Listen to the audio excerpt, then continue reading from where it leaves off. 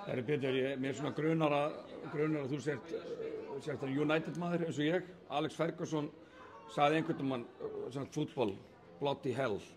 Má ekki nánar segja bara karfa bloody hell núna eftir þetta afró sem þið gulduð í þriðaleiknum og þið svari bara nánast nákvæmlega sömu mynt í kvöld. Hvernig þakkaru þennan svakalega viðsnúning? Ég held nú kannski að viðsnúningarinn hafi verið kannski við náðum ákveðnu fórystu og ef við hefum ekki náð fórystu þá hefum við tapað þessum leik sko. Þannig að ég held að svona vopn sóknarlega þá eru þeir töluvert öflugri heldur við.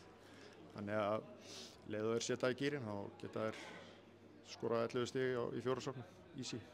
Já, menn að þetta var komið upp í 22 stig í lok þriðja, en þeir svona rétt náðu að búa sér til svona smá líflínu og byrja síðan bara með flugeldasinningu, fór ekki aðeins þig? Að sjálfsögðu fer hann en eins og ég sagði bara þú veist, maður reynir að treysta leikmönnum og sem sagt við erum með fáir menn á bekknum sem við vorum að nota og Halldór farin út og kannski taka leikli og öskra og garga eitthvað á menn, þú veist, ég bara treysti mönnum til þess að klára þetta. Þannig að það var kannski, þú veist, ég ætlaði að nota tímana frekar í svona taktist kvíldartaktík sko. Þannig að það var kannski ekki alveg rétti tíminn að taka leikli þarna þegar þeir náðu þessu mest niður. En til að reyna að skýra þetta út fyrir okkur, ég hef ekki hundsveit á þessari íþrótt og eflaust fleiri sem er í sömu spórum ég. Hvernig er þetta að skýra út þennan mun á milli þessara leikja? Nokkrir dagar og þetta er bara svo svart og hvítt. Já, þú veist, þetta er bara, þú veist, þeir hittu rosalega vel í smárunum í síðasta leik og svo hittu þeir ekki vel núna fyrir utan kannski Basil þarna í fjórðarleikluta. Og bara stemningi með ykkur og þá bara... Já, og það gekk margt upp í okkur og þess vegna var þetta kannski möguleiki og ég bjóst við að þeir myndu koma og ganga frá okkur í kvöld. Þannig að ég er bara mjög glaður að þeir náðu því ekki.